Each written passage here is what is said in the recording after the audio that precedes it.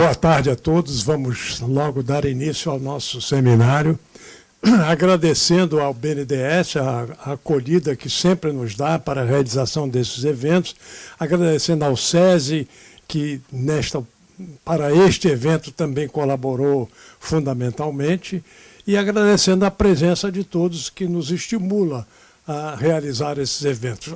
A questão da integração sul-americana é fundamental no pensamento do Centro Celso Furtado. A estratégia de desenvolvimento do nosso país para o pensamento, que é a projeção do que foi o pensamento de Celso Furtado, a integração sul-americana é fundamental, absolutamente condição necessária. De forma que organizamos este seminário para discutir estratégias também de acelerar e de aprofundar essa integração, que está muito dependente das relações estritamente comerciais. Queremos buscar uma integração mais efetiva e mais larga em todas as suas dimensões. Para isso, organizamos este seminário, que começa com uma palestra, uma apresentação, uma exposição do ministro Celso Amorim, que foi uma das lideranças mais importantes deste processo e que, efetivamente, com certeza, tem muita coisa a nos dizer sobre, enfim, o futuro próximo e de longo prazo sobre a integração. Agradecendo a presença de todos, vou logo passar a palavra ao ministro Celso Amorim e depois a gente teremos mais 2 mesas de debate conforme a programação que vocês receberam. Eu fico aqui, pronto. Só para... Posso ficar sentado mesmo? Posso? Pode. Bem, muito obrigado a todos, boa tarde. Queria cumprimentar a Rosa, o Roberto, meu amigo e companheiro de ministério Dulce, outros amigos aqui, a Ingrid, outros amigos aqui presentes, minha mulher Ana, que nunca vai nas minhas palestras porque ela trabalha em prol do progresso da informática brasileira, mas hoje, como era o Centro Celso Furtado, ela achou que devia vir.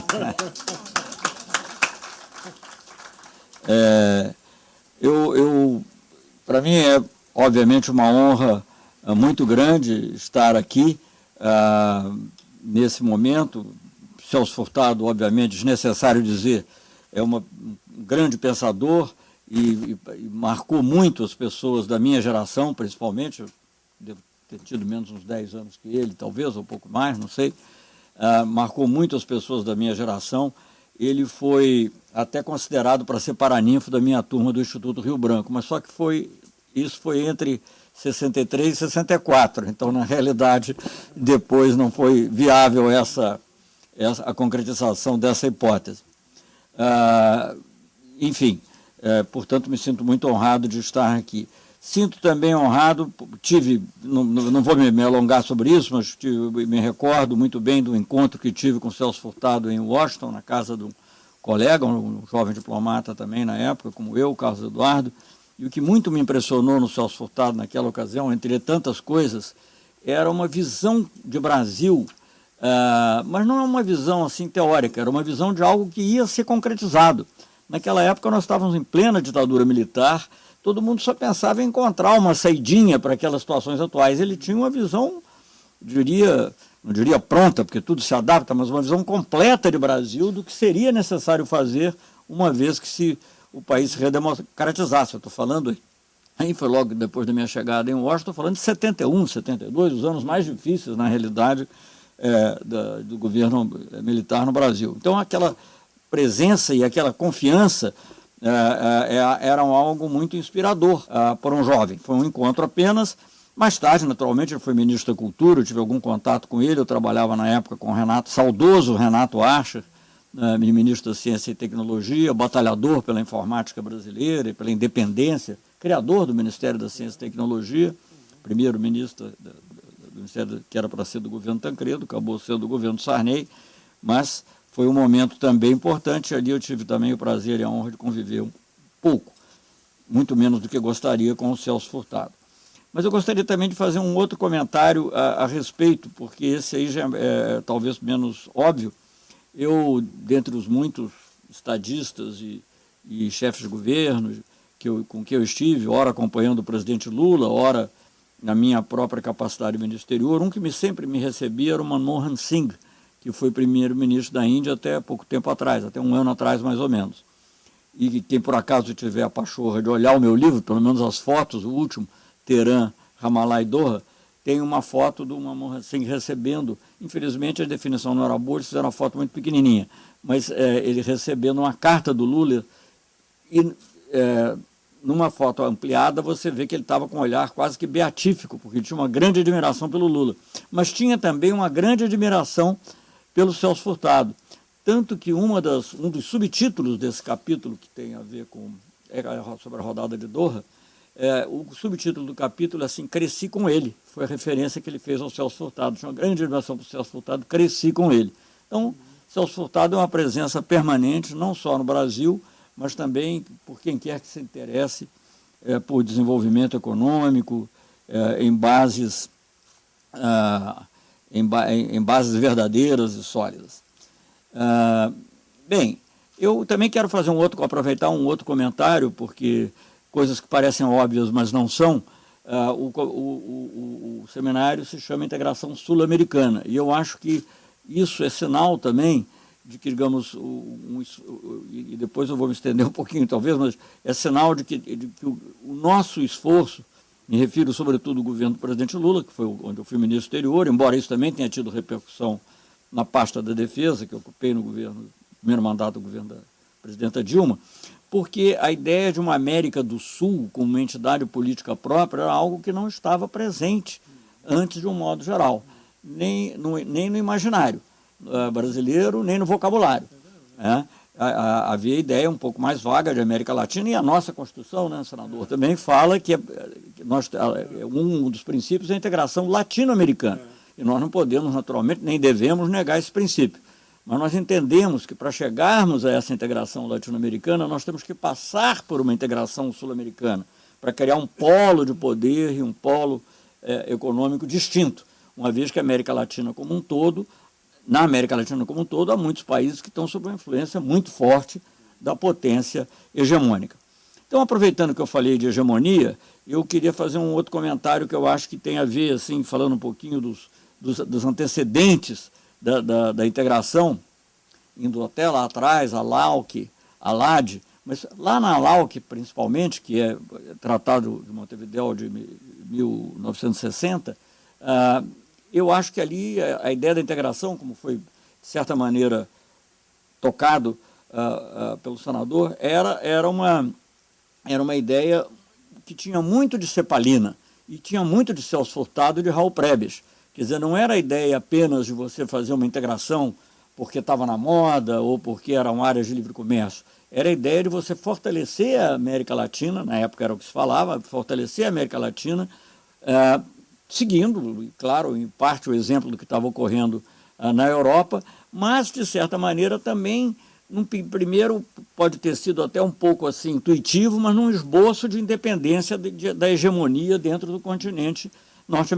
continente americano, onde, obviamente, a presença dos Estados Unidos normalmente é muito grande, é avassaladora, né? Não havia um programa propriamente como teve depois a ALCA, mas havia outras ideias, como a própria Operação Pan-Americana, sugerida pelo governo de Juscelino Kubitschek, depois a Aliança para o Progresso. Então havia uma série de ações que não eram, naturalmente, do mesmo teor econômico, mas que, digamos, afirmavam sempre as Américas como um conjunto. Então, o próprio conceito de haver uma área de livre comércio da América Latina era um conceito revolucionário, de certa maneira. E eu acho que isso tem muito a ver com o pensamento da CEPAL da época e, portanto, tem a ver também com o Celso Furtado. Bem, eu não vou aqui contar a história toda de todo esse processo de integração, seria muito longo e certamente tem outras pessoas mais capacitadas do que eu para dizer isso, mas eu gostaria de fixar essa ideia de que, desde o início, o processo de integração, seja latino-americana, seja depois sul-americano, ela tem um forte componente anti-hegemônico, contra-hegemônico. Quer dizer, era a ideia de que a América Latina ou os países da América Latina ou da América do Sul formariam um grupo que não estava basicamente vinculado à grande potência do nosso hemisfério, para usar uma palavra também que era muito comumente usada na época.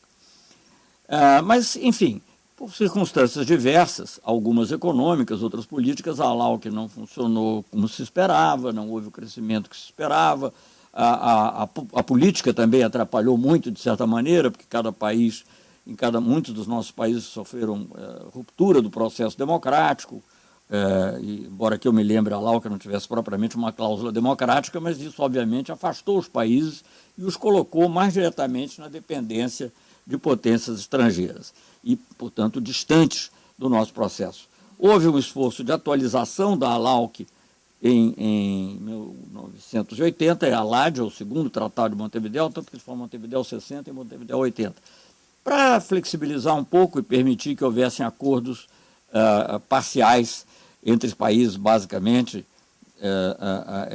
era o objetivo. Quer dizer, a ideia de que você fosse fazer uma área de livre comércio com necessariamente todos os países se revelou inviável, então se encontrou essa saidinha, que, aliás, foi útil, porque foi que permitiu a criação do Mercosul. Embora, digamos, a ALAD em si não tenha trazido logo grandes progressos, ela criou mecanismos de flexibilidade que foram úteis, como, por exemplo, no Mercosul, e que são úteis até hoje, porque a notificação do Mercosul ao GATT, ela pôde, ainda era o GATT na época, antes do OMC, pôde ser feita se valendo das cláusulas relativas a países em desenvolvimento, a integração de países em desenvolvimento, que tinham sido obtidas na época. Aí confesso que já não me lembro mais se era na época da ALAUC ou da LAD, mas de qualquer maneira, herdeiros dessa cláusula, nós conseguimos uma notificação que não era um misto, porque eles diziam que, não, mas o Brasil já é um país muito grande, não pode ficar se notificando só com um país em desenvolvimento, mas nós conseguimos pelo menos um misto entre o que seria uma notificação normal, como foi, digamos, a da União Europeia, do Mercado Comum Europeu, melhor dizendo, lá atrás, e o que era uma notificação de país em desenvolvimento. Isso foi uma coisa positiva e foi, de certa maneira, esse processo da ALAUC e da LAD que permitiu que isso ocorresse.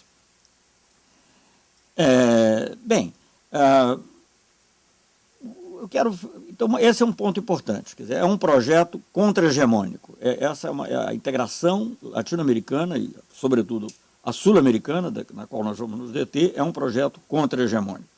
E ela não nasceu apenas com esses objetivos econômicos que eu estou me referindo, embora elas tenham relevância para eles também, conforme eu... Aliás, só fazer um parênteses, que eu tenho medo de me esquecer desse assunto no final, que é um assunto muito importante, que é o seguinte: eu vejo que há uma discussão muito forte hoje em dia no Brasil sobre política econômica, não vou entrar naturalmente na discussão sobre macroeconomia, até porque não entendo, mas eu... É infindável. Pois é, mesmo para os que entendem, né? Mesmo para os que não entendem, então não tem nem... Mas, independentemente disso, o que eu acho interessante, eu ontem estava lendo no jornal Valor Econômico, um grupo que se auto-intitula, mencionava o Bresser Pereira, o Nakano, que se intitula Grupo Reindustrialização. E eu acho que essa ideia de reindustrialização terá a ver com a questão da integração sul-americana, que pode ser um instrumento importante para a retomada do crescimento dos países da região. Pode não, eu acho que é o melhor possível, mas, enfim, até pensando no fato de que, digamos, o nosso crescimento dos últimos anos foi em grande medida, não exclusivamente, mas em grande medida, puxado pelo boom das commodities, que acabou e que agora nós temos que encontrar outras coisas. Então, eu até às vezes digo, quem sabe, como tem um ditado em francês, quelque chose malheur est bon, quer dizer, a infelicidade serve para alguma coisa, né? Como, na realidade, o próprio Celso Furtado nos mostrou que a Grande Depressão e a recessão que foram as grandes responsáveis pela industrialização no Brasil, né? As principais. Quem sabe essas dificuldades que nós estamos vivendo agora, né? É um quem sabe mesmo, mas não podem propiciar uma integração sul-americana numa base mais sólida, mais forte, em que você pense não apenas numa base industrial brasileira, como a gente sempre pensa, mas pense numa base industrial sul-americana, naturalmente moderna, com os elementos novos da tecnologia, etc. Bom, isso eu acho que é um aspecto importante, portanto. É um projeto contra-hegemônico e isso vai ter importância mais tarde também. Agora, o outro lado que eu acho muito importante frisar, porque é o que explica que, de um momento para o outro, essa questão que já estava colocada de alguma maneira desde 1960, eu participei de várias reuniões, inclusive como jovem diplomata, às vezes, etc. Mas só recebeu impulso mesmo no governo, nos governos Sarney e Alfonsin. Então, e por quê? Porque os dois países tinham acabado de sair de governos militares, de ditaduras, cada uma a seu modo, mas, de qualquer maneira, ambos tinham acabado de sair, e a aproximação entre Brasil e Argentina era vista como um fator essencial para a paz e para a democracia nos dois países. Então, o objetivo político da integração sul-americana, ou pelo menos dessa nova fase, sempre esteve presente, mas o objetivo político nesse novo relançamento é muito evidente. Eu sublinho isso porque a maior parte das vezes em que se critica o Mercosul, e são muitos os críticos, eles também não estão certos nem sobre esse aspecto, mas muitas vezes criticam apenas sobre o ângulo econômico, comercial, porque teve tal problema, a Argentina proibiu a importação de tal produto, e eles lá na Argentina também criticam. Às vezes agora, por exemplo, devem estar aflitíssimos com o câmbio brasileiro, porque naturalmente isso tem um impacto muito grande para as exportações argentinas para outros países e, acima de tudo, das exportações da Argentina para o próprio Brasil. Enfim, mas olha-se muito por esse ângulo, que naturalmente é importante, mas não vamos esquecer que esse projeto Sarney-Alfonsin, que está na base do que depois veio a ser um acordo geral e mais tarde o Mercosul, era essencialmente um projeto político. Claro, com forte componente econômico e comercial, mas o componente econômico e comercial estava a serviço de uma ideia política. A ideia política que não era absolutamente nova, já tinha havido a ideia do ABC, do Perón, etc., mas que era nova naquele momento, pelo menos. E isso permitiu que houvesse entendimentos em várias áreas. Eu mesmo, até por uma coincidência da vida, participei um pouco de uma reunião que se realizou em Foz do Iguaçu, Porto Iguaçu, um pouquinho antes da Ata de Iguaçu, justamente. Aliás, era uma reunião sobre biotecnologia, porque já havia algum entendimento sobre isso que nós aproveitamos e fizemos. Depois, creio que foi juntado ao conjunto dos documentos da Ata de Iguaçu, que deve ter comemorado, né, agora, ou vai comemorar, ou já foi comemorado, não sei. A data mesmo acho que já foi, né? Enfim. Que ano era? Era 85, são 30. 30, acho que já comemoraram. Mas, enfim, esses esforços foram feitos. Eu vou me deter depois um pouquinho mais na parte comercial, mas eu quero mencionar uma coisa muito importante, e que tem a ver com o que eu disse antes da democracia e da paz. Talvez o acordo mais importante feito entre Brasil e Argentina ao longo desse período foi o acordo nuclear.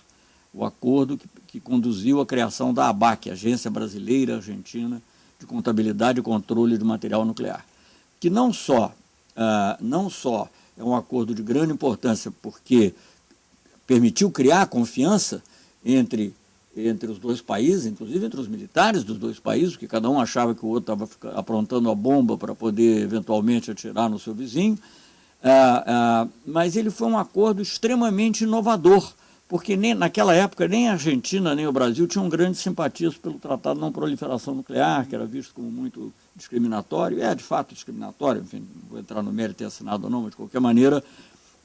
E a ABAC foi um método em que o Brasil e a Argentina concordaram em se inspecionar reciprocamente. Claro, então, se esses dois países, que eram os vizinhos, iam poder saber o que estava acontecendo com o urânio do outro, não havia razão para ninguém mais propriamente suspeitar. Então, ela é uma criação única, creio eu, na estrutura jurídica internacional, porque a ABAC é composta por...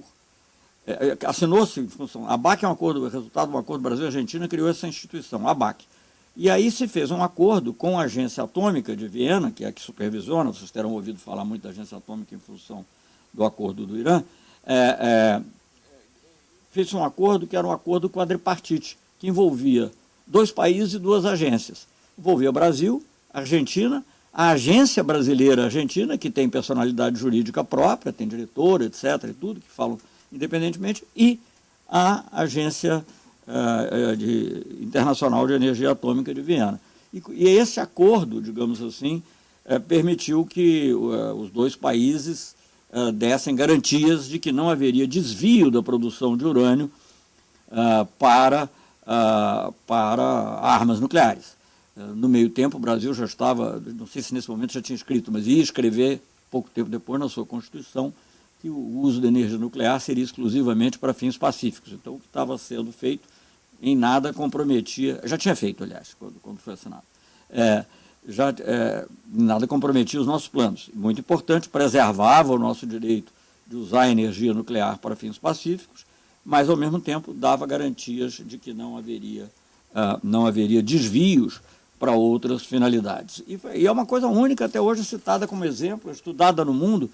Por exemplo, claro que entre Índia e Paquistão talvez seja mais difícil, mas ali mesmo no Oriente Médio, se em algum dia chegar um acordo entre 2 ou 3 países, eu não vou me imaginar abstratamente, mas digamos entre Egito e Arábia Saudita e Irã, a ABAC pode servir de modelo para o que foi uma criação realmente extraordinária. E, de qualquer forma, e digamos, do nosso ponto de vista, ela criou realmente aquela confiança ela eliminou todas as desconfianças que ainda poderia haver entre os dois países em matéria militar, e em matéria de que um estaria se preparando para atacar o outro. Devemos isso aos presidentes Alfonsin e Sarney, que antes até do acordo programaram visitas recíprocas às suas unidades nucleares. Então, isso foi de grande importância. Então, volto a sublinhar isso, porque essas coisas estão presentes, estão na raiz. Então, quando as pessoas reclamam, a Argentina, ou eles reclamam lá, mas eu creio que aqui no Brasil, ultimamente, era muita reclamação, elas perdem de vista aspectos muito importantes de natureza política que foram simultâneos ao aspecto econômico. Curiosamente, durante o governo Sarney e Alfonsin, apesar das grandes tentativas, de muitas tentativas importantes, e que, naturalmente, aplainaram o caminho, não houve um grande aumento do comércio entre os dois países, porque as negociações eram sempre setor por setor, e cada setor sempre tendia a proteger a sua própria produção, sei lá, cimento, aço, enfim, então não se conseguia avançar. Curiosamente, e é verdade, por isso eu vou dizer da maneira que foi preciso que viessem governos neoliberais dos dois lados para que se conseguisse dar o pulo. E eu acho que o que aconteceu era o seguinte, basicamente simplificando, tanto na Argentina como no Brasil, havia na burocracia dos dois países muita gente empenhada profundamente no processo de integração. E quando então surge aquele momento neoliberal em que há uma decisão que tanto o Menem quanto o Collor aqui iam fazer uma abertura do comércio internacional para o mundo, foi bom, já que está fazendo isso, por que não vamos fazer mais rápido e entre nós, para nós conseguirmos fazer? E em pouco tempo se conseguiu fazer um acordo, é muito interessante a conversa entre brasileiros e argentinos, nós falávamos português e eles espanhol, e eles foram usando expressões mútuas, então esse acordo ficou com o nome de O Acordal, porque eles não conseguiam falar o tio acordão, né? Era o grande acordo que envolvia todos os demais acordos que nós já havíamos feitos parciais e que, pelo voluntarismo característico dos presidentes da época, zerava as tarifas em 4 anos, porque eles queriam fazer tudo ainda dentro dos seus respectivos mandatos. Obviamente que isso era uma coisa inviável, mas de alguma maneira isso acelerou o processo de integração entre Brasil e Argentina. E logo em seguida, e volto aí então a falar nas razões políticas, logo em seguida o Uruguai, que já participava um pouquinho de algumas conversas, e o Paraguai, que tinha acabado de eleger um primeiro presidente, que era um general, mas foi uma eleição, portanto estava voltando à democracia, o general Ramírez, se não me engano, o Paraguai também aderiu. E um outro fator que acelerou muito, eu tenho medo de demorar um pouco, mas enfim, o outro fator que acelerou muito o processo, curiosamente, foi a proposta do presidente Bush dos Estados Unidos, o Bush pai, chamada Iniciativa para as Américas, The Enterprise for the Americas. Porque nesse momento, quando ele lança essa iniciativa para as Américas, faz-se aqui na região uma consciência, cresce aqui na região uma consciência de que era preciso ter uma reação conjunta, pelo menos aqui na nossa região, no sul do continente. E nessa época até o Paraguai no início não estava, estava o Chile.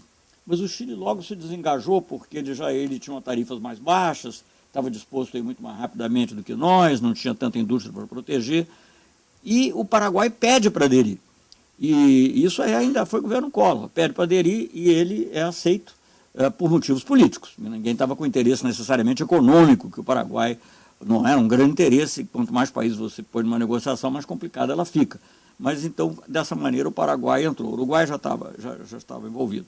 E o que aconteceu? Em pouco tempo, nós tivemos que negociar eu digo isso nós porque eu estava envolvido também, nessa época, como diretor do Departamento Econômico do Itamaraty.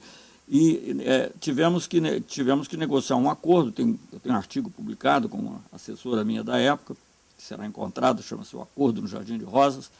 Tivemos que negociar com os Estados Unidos e é a primeira vez que se fala num acordo 4+1, né?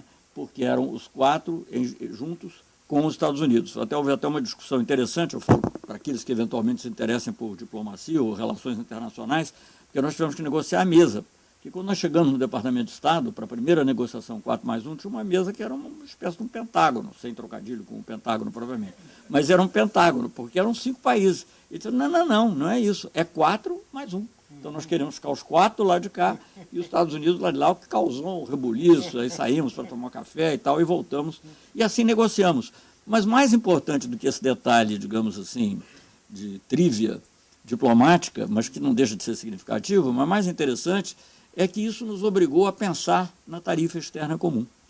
O acordo com a Argentina, até hoje eu não tenho certeza, precisava verificar isso, mas isso não era um grande problema. Mas quando nós fomos negociar com os Estados Unidos, nós íamos negociar em conjunto, obviamente nós tínhamos que ter a mesma tarifa, porque se cada um tinha a sua tarifa, que negociação era essa? 4+1. Então daí nasce a tarifa externa comum e, de certa maneira, isso é fundamental para que o Mercosul seja o que é uma união aduaneira e não apenas uma área de livre comércio. Houve uma grande discussão sobre esse tema também, se nós devíamos ser uma união aduaneira ou uma área de livre comércio. E isso só foi decidido, né, embora o Tratado de Assunção aponte no sentido de uma união aduaneira, na realidade, prática, isso só foi decidido já no governo Itamar Franco. E havia uma discussão curiosa, porque havia uma discussão, digamos, havia assim um paradoxo, porque, digamos assim, alguns setores mais nacionalistas brasileiros, alguns, não todos, não queriam a tarifa externa comum porque eles achavam que isso ia forçar a baixar a nossa tarifa. Nacionalistas ou protecionistas, não interessa como é feito. E, por outro lado, a direita liberal argentina, como o Cavalo, por exemplo, eles também não queriam a tarifa externa comum porque eles queriam ter liberdade para negociar livremente com os Estados Unidos. E, afinal, acabou prevalecendo, a decisão foi tomada aqui dentro do Brasil pelo presidente Itamar Franco, mas também, naturalmente, isso também envolveu discussões várias com a Argentina e tal. E, aliás, a discussão naquela época com a Argentina, do Cavalo e Menem, não era fácil, porque eles ficavam sempre tentando alguma outra coisa, queriam deixar, digamos, o Uruguai e o Paraguai um pouco como, digamos, uma segunda categoria, não pejorativamente, mas, digamos assim, como se fosse Brasil e Argentina teriam uma tarifa externa comum. Paraguai e Uruguai, não, apenas participariam de uma área de livre comércio. Mas isso também foi superado e nós conseguimos formar o Mercosul, e isso foi consolidado no famoso, conhecido Protocolo de Ouro Preto, né? Dulce aí como mineiro e amigo, né, do Itamar deve saber bem. O Protocolo de Ouro Preto, aliás, na realidade, a tarifa não está no Protocolo de Ouro Preto, mas a gente sempre diz isso, que o Protocolo de Ouro Preto foi o que determinou a institucionalização do Mercosul. A tarifa foi objeto de negociações específicas, comerciais, mas foi em paralelo e resolvido na mesma ocasião. Bem, essa é uma história importante, porque também, e foi muito discutida, e eu me lembro, assim, de estudos e discussões na época, do que tinha acontecido na Europa. Porque na Europa, quando houve a integração europeia nos anos 50, 60, também houve 2 modelos. Houve um modelo do mercado comum europeu, que é baseado numa união aduaneira, que resultou na União Europeia hoje.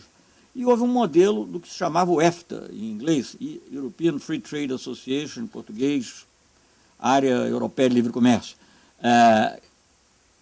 Bem, hoje em dia ninguém lembra o que é o EFTA, ninguém sabe o que é o EFTA, existe ainda até por sinal, mas ninguém nem sabe. Já a União Europeia progrediu. O que eu quero dizer com isso é o seguinte: as áreas de livre comércio são muito mais flutuantes, muito mais sujeitas a mudanças, a outras influências, enquanto que as uniões aduaneiras, elas causam, evidentemente, uma certa rigidez, que a nossa burguesia reclama quando ela quer, digamos, fazer um acordo separado com a União Europeia. Da mesma maneira que o Menem reclamava de nós quando queria fazer uma negociação separada com os Estados Unidos. Então, essas coisas oscilam. Mas a diferença é que numa união aduaneira você está realmente trabalhando no sentido de uma unidade econômica que resulta, inclusive, numa unidade política. Basta lembrar o exemplo histórico mais importante da Alemanha. O primeiro grande passo para a constituição da Alemanha como país foi a Zollverein, União Aduaneira, União de Tarifas, né? Enquanto que outras associações de comércio são importantes, mas elas não têm o mesmo impacto.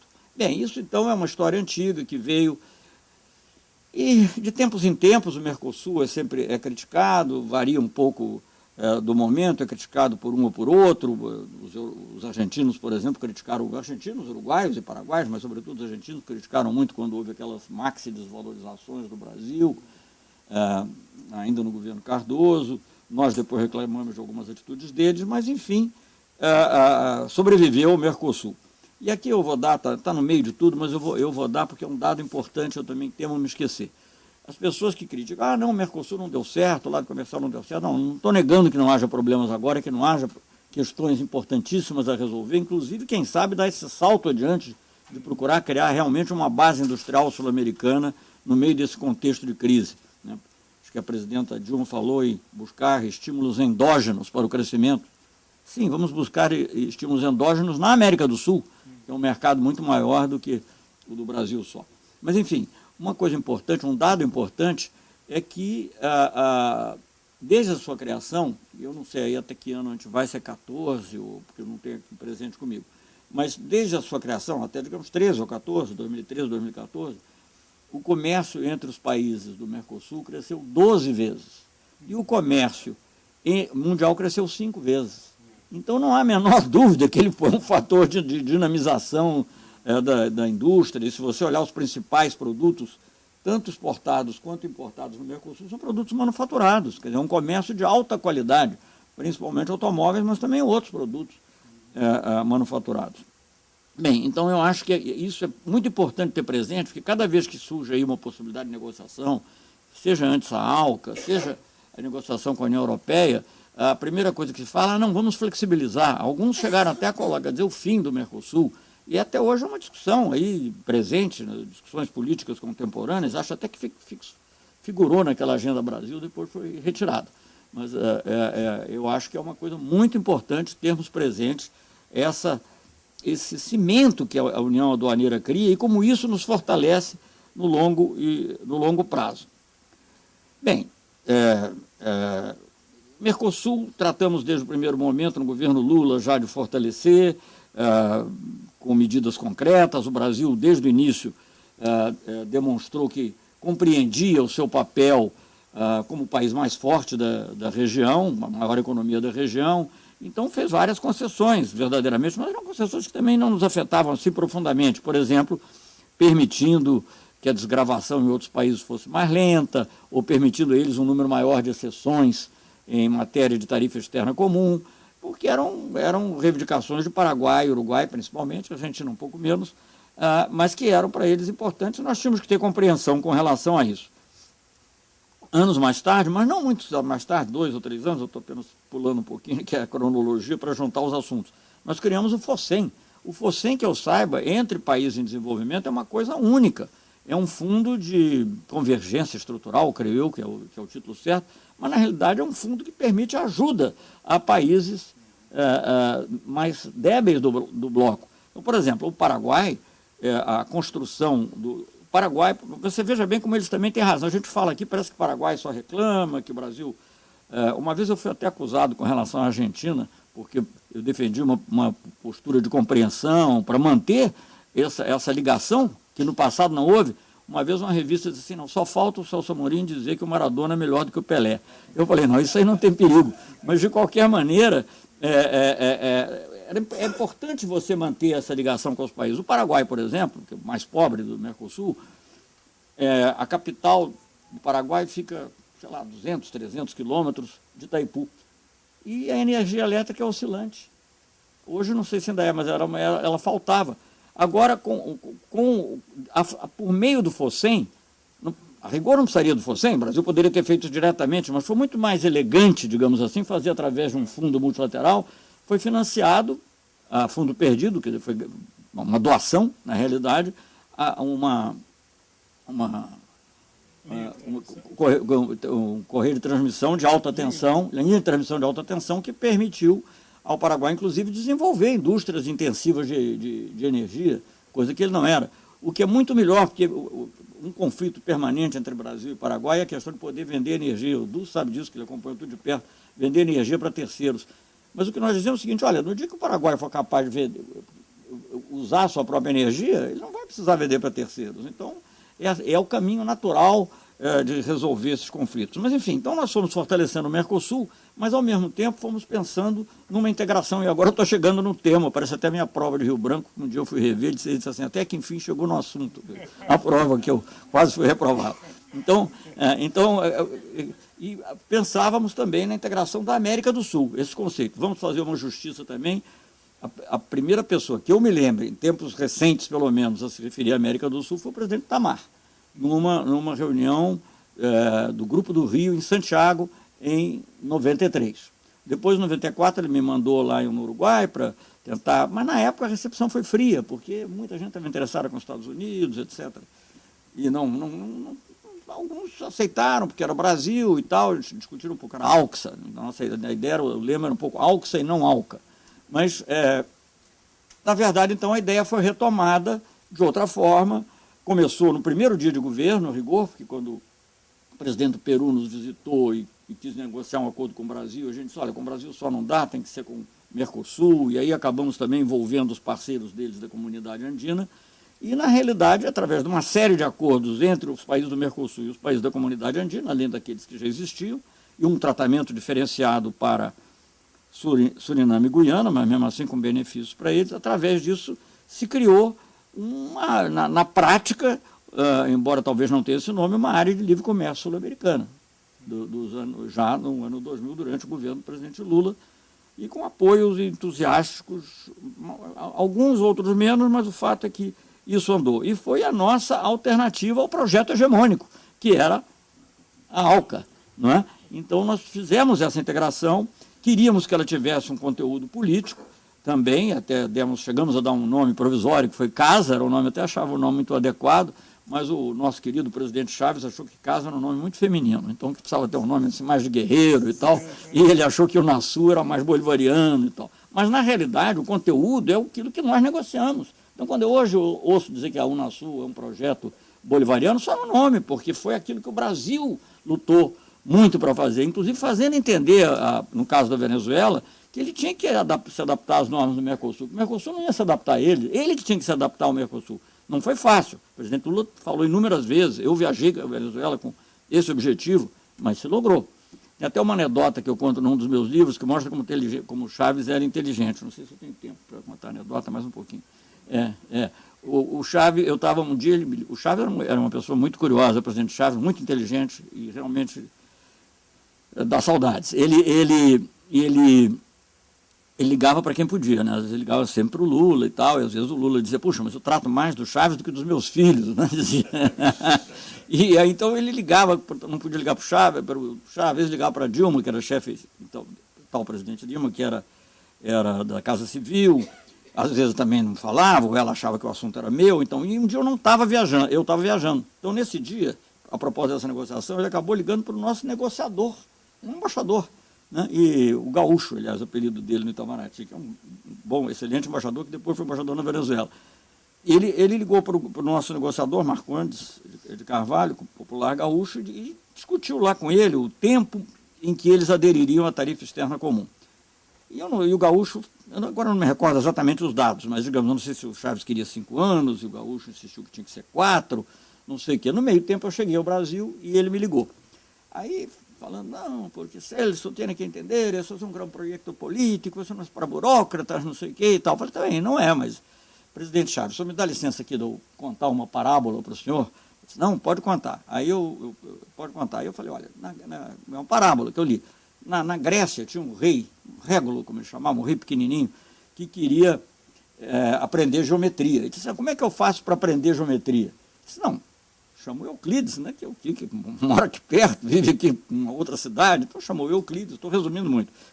Chamou Euclides, e Euclides chegou lá com uma montanha de livros, umas lousas, assim, com as coisas anotadas e tal, e aí o rei disse a ele, não, mas eu não quero saber de axiomas e postulados, né, eu quero teoremas, eu quero só o resultado aqui.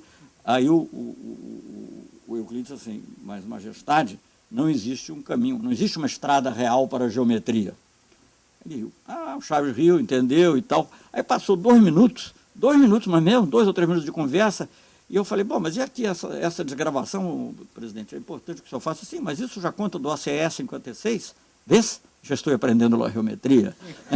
Ele era um homem realmente inteligente e que era interessante conversar. Mas o fato é que a Venezuela se adaptou ao Mercosul. Então nós fizemos essa casa e a Unasul com um componente político também muito forte, mas baseado numa realidade econômica. Porque se nós não conseguíssemos negociar nem sequer isenções tarifárias entre nós, viraria tudo uma coisa assim, mais uma latino-americanice, digamos assim, que as pessoas falam e tal, e acabam nos concretizando. Então, a Unasul, só para vocês saberem, além de ser o que ela é, um projeto político, etc., que tem sido atuante, é também baseado numa área de livre comércio. Alguns países estão até aderindo ao Mercosul, outros tomaram outro caminho, mas, por exemplo, até é engraçado, não vou entrar aqui numa discussão longa disso, mas quando falam da Aliança para o Pacífico, nós temos acordos de livre comércio com todos os países da Aliança Pacífica, exceção do México, que é um caso separado, mas todos da América do Sul. E o comércio deles com o Mercosul é muito maior que o comércio entre eles. Então, toda essa história, porque a Aliança do Pacífico, a mídia, sobretudo a mídia internacional, inclusive, não é só a nossa, não, Economist, Financial Times, eles começam a elogiar tudo que parece mais com uma visão mais, digamos assim, para simplificar um pouco, neoliberal.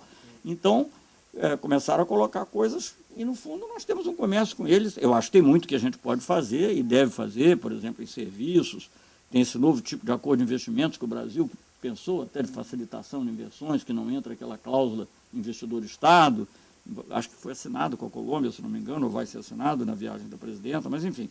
Então, criou-se a Unasul. E do ponto de vista político, também foi extremamente importante, que pela primeira vez, eu acho, os problemas sul-americanos foram tratados pelos sul-americanos.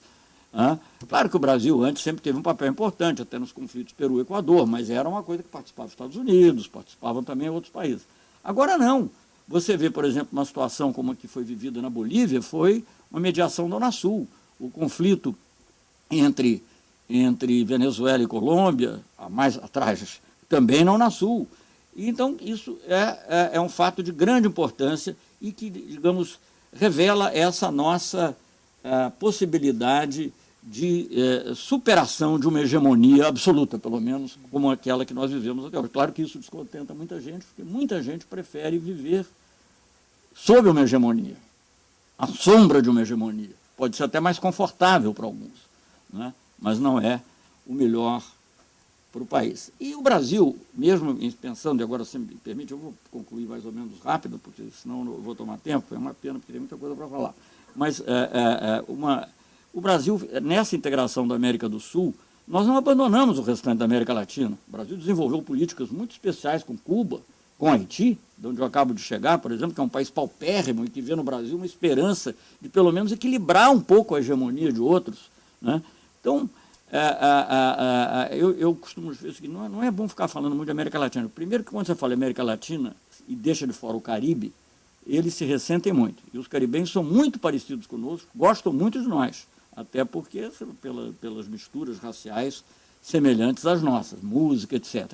Então, quando é América Latina, eu digo, então, América Latina não, então América Latina e Caribe, porque é o grupo como um todo. Mas o que eu acho que existe, que você pode falar, na realidade, seria assim, como da mesma maneira que a gente falava aqui, um Mercosul ampliado, é uma América do Sul ampliada. Uma América do Sul ampliada, cuja irradiação, inclusive irradiação independentista e de dignidade nacional, chega ao Caribe, né? Então, por isso você vê países como Haiti quererem se aproximar do Brasil. Bom, Cuba, evidentemente, tem outras razões históricas, mas outros países, por exemplo, o presidente da Guatemala, uns anos atrás, durante o governo Lula, uns 8 anos atrás, mais ou menos, o primeiro país que ele visitou foi o Brasil.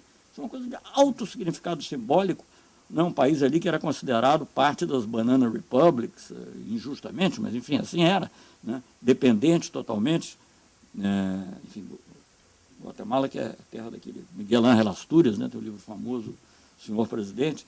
Então nós temos assim uma espécie de América do Sul ampliada. E essa América do Sul ampliada gerou também, como é inevitável numa organização internacional, a CELAC, né? A CELAC, que foi, digamos assim, um crescimento do que era o Grupo do Rio, e tudo isso se deu em função de uma iniciativa também tomada no governo do presidente Lula, que foi a primeira reunião, imaginem bem, em 200 anos de independência, aliás, a Unasul também tinha sido a primeira, mas a primeira reunião entre países da América Latina, não vou falar nem do Caribe, porque alguns do Caribe se independizaram depois, mas alguns não, o Haiti foi o primeiro até a ficar independente. Na América Latina e Caribe, sem a participação, seja dos Estados Unidos ou da União Europeia. Se realizou na Bahia, a CALC, e a segunda CALC foi no México, aí foi criada a CELAC. Então, em que, de certa maneira, absorveu o que era antes o Grupo do Rio, que era menor, que era uma coisa menor. E que, curiosamente, quando se vê hoje a mediação feita, curiosamente não, significativamente, quando se vê hoje a mediação feita nesse conflito entre a Venezuela, essa disputa, por causa da questão ali migratória, de fronteira, entre Venezuela e Colômbia, a mediação foi feita pelos presidentes da Unasul e da CELAC. Então, quando dizem que o Brasil está ausente, eu acho até graça, porque, na realidade, os instrumentos que estão lá foram os que o Brasil ajudou de maneira... Não foi só o Brasil, evidentemente, mas o Brasil... Foram iniciativas brasileiras que depois foram aprimoradas, discutidas, etc., e que, portanto, estão muito, muito de acordo. Bem, então eu diria que tem um papel político importantíssimo. Eu não posso deixar de mencionar, até pelo fato de ter sido ministro da Defesa, o Conselho Sul-Americano de Defesa, que também é uma coisa única, o Conselho de Defesa Sul-Americano, que é uma coisa única entre países em desenvolvimento, ou quase única, pelo menos, para não deixar uma margem, né, que ajuda a criar confiança e pode ajudar até numa base industrial de defesa, porque, sobretudo em áreas de tecnologia avançada, a demanda do Estado através da defesa, ela é motivadora de pesquisas. Eu fui do Ministério da Ciência e Tecnologia e me lembro que diziam, não, mas lá a maior parte dos investidores são privados, aqui quase tudo do Estado. Não, os investidores são privados, mas a demanda é do Pentágono, 50%. Né? Então, acho que a defesa pode até ser usada coletivamente. Por quê? Porque nós não temos mais rivalidade nenhum com o outro. Como eu sempre digo, aqui na região da América do Sul, não há necessidade de dissuasão de grupos, enfim, bandidos, etc. Mas entre os estados, o que tem que haver é cooperação. E quanto mais houver cooperação, melhor a dissuasão. E se você cooperar industrialmente, você está dissuadindo outros aventureiros, de onde quer que seja, a virem tentar buscar os recursos que nós temos em tanta abundância. Enfim, então, eu acho que e o papel do CDS tem ocorrido, e foi criado agora, o ano passado, mas parece que não sei se foi implementado, porque, sei lá, questão de dinheiro e tal, porque tem que pagar o salário do diretor, enfim. Eu espero que isso se resolva, a Escola Sul-Americana de Defesa, que é um contraponto ao Colégio Interamericano de Defesa. Não é para acabar com o colégio, não, porque eu acho que a gente tem muita coisa técnica a aprender lá também, eu digo como ex-ministro da Defesa. Mas não faz sentido você pensar que você tem um colégio interamericano que foi criado numa época da Guerra Fria e não tem uma escola sul-americana que lá lida com os problemas da América do Sul, da defesa dos recursos naturais, da defesa do mar, enfim. Então, essa escola foi criada, foi aprovada, já tem um diretor nomeado, é um brasileiro, é em Quito, que é a sede, mas ela funcionará de maneira descentralizada. Bom, então, eu diria que houve muitos avanços, mas sempre corre-se o risco de voltar atrás, e qualquer possibilidade que exista de haver um trabalho contrário, aproveitando, por exemplo, iniciativas como a Aliança para o Pacífico, do Pacífico, nada contra ela, a aliança em si, eu só tenho contra ela um nome, porque a aliança dá sempre a ideia de defesa, né, de que é uma coisa contra alguém, né?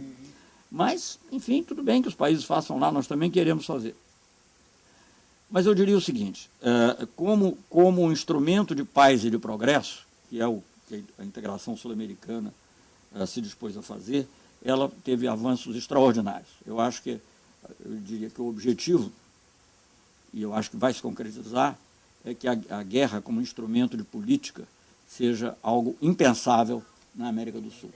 Isso é algo muito importante, é algo que o Caldói chamava de comunidades de segurança. A comunidade de segurança no Brasil ficou com um nome meio ruim, então prefiro chamar de comunidade de paz e segurança, né? Porque é a que permite essa tranquilidade de que você não vai ter conflito. Claro que de vez em quando surge algum probleminha, mas estamos provando, através da própria Unasul, que é possível chegar a soluções, e é o que se tem visto. O outro grande objetivo, digamos assim, eu estou falando dos objetivos políticos, além da prosperidade, certamente o Dulce vai falar muito dos avanços sociais, que também são importantes, culturais, eu não estou aqui querendo esgotar o tema, mas o outro fator é esse fator de ser um elemento contra-hegemônico, né? Aí o resultado não é tão claro, porque em alguns casos eu acho que isso tem funcionado, mas outros países continuam, digamos assim, priorizando a relação com a potência hegemônica, e, enfim, isso ainda é uma questão em aberto, mas certamente é um fator novo. E eu finalizo com esse comentário, praticamente, dois comentários. Um, por que a América do Sul é importante para o Brasil? E por que isso tem que ocorrer? Não é só porque a gente é bonzinho, não. Primeiro porque a paz é um trunfo fundamental. Quer dizer, você não tem uma política externa no mundo, você não vai falar no Oriente Médio, na África, em outros lugares, se você estiver aqui com problemas graves com seus vizinhos. Então, a paz é fundamental, a infraestrutura entre os países ajuda muito, quando há ligação entre eles, evidentemente. Outro dia até aconteceu uma coisa engraçada, eu atribuo isso à sua política, Dulce, nossa política lá. Eu desci no meu prédio para comer um quitute lá de uma baiana, e eu perguntei à baiana, de onde você é? Porque achei que ela podia ser de Salvador ou de Feira de Santana. Sou peruana. Então, eu achei que ali a integração estava realmente funcionando de maneira efetiva. Mas a outra questão que eu acho que se abre para o futuro é que um novo ciclo de industrialização da América do nosso país pode vir através de uma maior integração na América do Sul. Parece contraintuitivo, mas também eu acho que era contraintuitivo que o Brasil ia se desenvolver na época da Grande Depressão, e se desenvolveu, diversificou a sua indústria. Então é isso que eu acho que nós temos que procurar fazer, aproveitando a demanda do Estado nos países. Eu sei que hoje em dia ela está debilitada aqui e em outros, mas isso muda, né? E nós temos que trabalhar nesse sentido, né? Claro que às vezes é muito mais barato você comprar uma sonda em Singapura ou na Escócia, mas o barato sai caro no longo prazo, né? Então nós temos que trabalhar para essa. E eu acho que é muito importante fazer essas observações aqui nesse Banco Nacional do Desenvolvimento Econômico e Social, que é um dos símbolos do desenvolvimento industrial do Brasil, porque ele também entrou na baila nos ataques, né? Eu até digo, eu não tenho uma visão conspiratória do mundo, não, mas para quem tem, os fatos, né? Você pega a energia, o petróleo, até a energia nuclear entrou na baila, e você pega o principal instrumento da presença do Brasil, como das exportações brasileiras no exterior, e não é só para a empreiteira, não, é para o que for, avião, o que é o BNDES. Então, eu acho que há uma que desenvolveu uma grande resistência, e a integração sul-americana não vai contra, ao contrário, ela ajuda essa resistência. Obrigado.